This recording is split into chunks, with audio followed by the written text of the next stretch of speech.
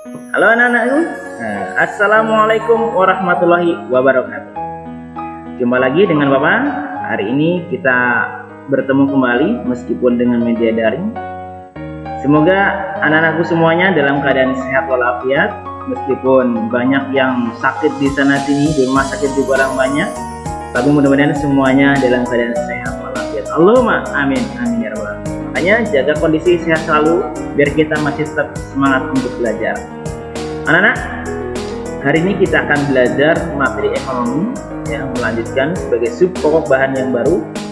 Materinya adalah tentang permintaan dan penawaran. Ada yang tahu apa itu permintaan?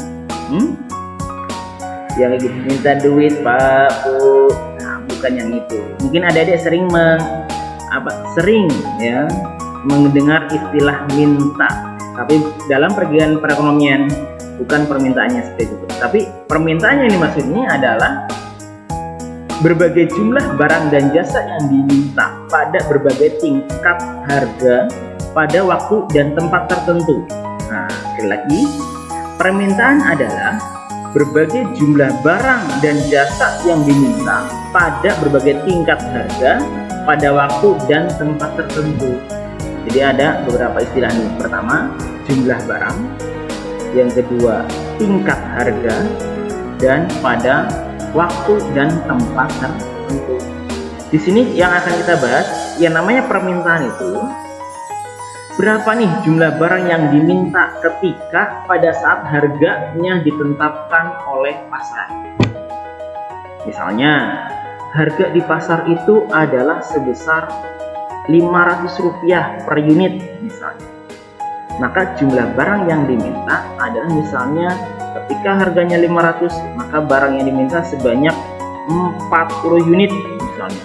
Karena murah ya kan, 500 unit. Dan kemudian barang yang diminta adalah sebesar 40 unit. Makanya di sini harus kita mengetahui yang namanya permintaan itu adalah berapa jumlah barang yang diminta oleh konsumen ketika sudah ditentukan nominal harganya, ya. Ketika sudah ditentukan nominal harga, itu namanya permintaan. Kemudian ada yang namanya apa? Penawaran. Apa itu penawaran? Ada yang tahu? Adik-adik? Nah, kalau permintaan tadi datang atau sumbernya itu bersumber dari konsumen, ya kan? Karena konsumen itu sifatnya meminta jumlah barang ketika sudah ditentukan. Kalau penawaran ini sumbernya dari pemasar, ya, atau dari produsen. Jadi kalau penawaran itu adalah sejumlah barang yang ditawarkan pada satuan tingkat harga, waktu dan tempat tertentu, ya kan? Tadi kalau misalnya permintaan harganya A, ya harganya 50, maka jumlah barang yang diminta sebanyak 40. Beda kalau penawaran, ya namanya orang menjual barang itu inginnya harganya yang tinggi-tingginya. Misalnya ketika harganya 50, barang yang ditawarkan hanya sedikit, ya pasti berbeda. Antara keinginan permintaan dan penawaran pasti berbeda. Ketika harganya 50, penawaran pasti akan menawarkan jumlah lebih sedikit dari permintaan. Ketika barangnya 50, maka jumlah yang ditawarkan biasanya itu sebesar 30 unit. Ya. Ketika harganya 50, maka jumlah barang yang ditawarkan biasanya 30 unit. Ini angka-angkanya adalah semisalkan tadi untuk membedakan mana itu permintaan dan mana itu penawaran. Nah, makanya yang namanya permintaan dan penawaran itu tidak lepas dari yang namanya hukum permintaan dan hukum penawaran.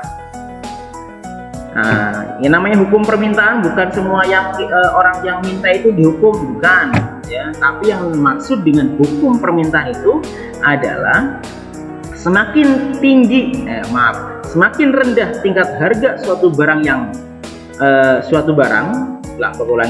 semakin rendah tingkat harga suatu barang, akan semakin banyak barang tersebut yang akan diminta. Dan sebaliknya, semakin tinggi tingkat harga suatu barang, maka akan semakin sedikit permintaan barang yang diminta tersebut. Seperti contoh, lihat di tabel berikut. Oke, lihat ya. tabel berikut itu menunjukkan bahwa misalnya di harga 60 permintaannya sebesar 1000 unit, tapi ketika harganya turun menjadi 50, yang tadinya 60 menjadi 50, maka jumlah barang yang diminta naik menjadi 2000, ya kan? Kemudian lagi itu ketika harganya turun lagi menjadi 40, maka jumlah barang yang diminta pun akan naik sebesar 3000 unit. Harganya turun lagi 30, maka jumlah barang yang diminta pun akan sebanyak 4000. Harganya turun lagi menjadi 20, jumlah barang yang diminta sebanyak 5000 unit.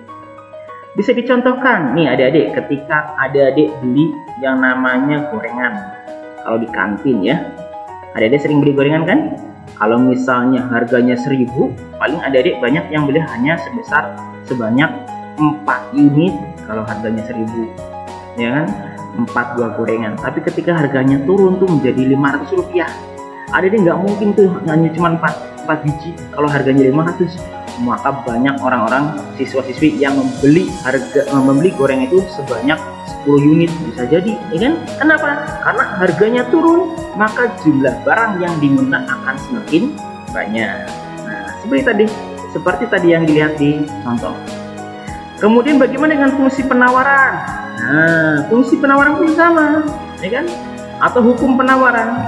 Hukum penawaran itu adalah menyatakan semakin tinggi tingkat harga suatu barang, maka akan semakin banyak jumlah barang yang akan ditawarkan. Dengan anggapan satelit paribus. Nah, kenapa dikatakan sebagai satelit paribus adalah ketika aspek-aspek yang lain itu tidak mempengaruhi.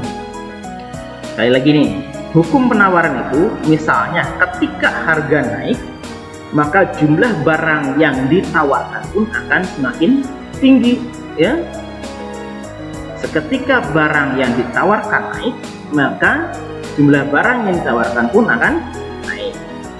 Misalnya nih, Bapak kasih contoh dalam grafik, ya, harga grafik seperti contoh berikut ini.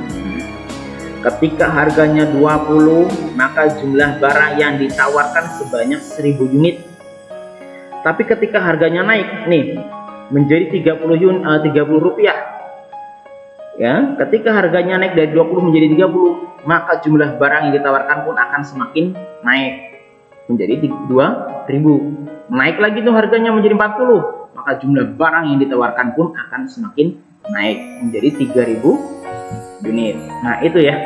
Jadi hukum permintaan dan hukum penawaran itu berbanding terbalik, dan kurvanya pun pasti akan berbanding terbalik. Kalau kurva permintaan itu dari sebelah kiri atas, ya, lurus ke sebelah kanan bawah, landai turun. Tapi kalau kurva penawaran itu landai ke atas, dari kiri bawah menuju ke kanan atas. Itu penawaran. Ya, itu yang dimaksud dengan fungsi atau hukum permintaan dan hukum penawaran. Sekian dulu dari Bapak.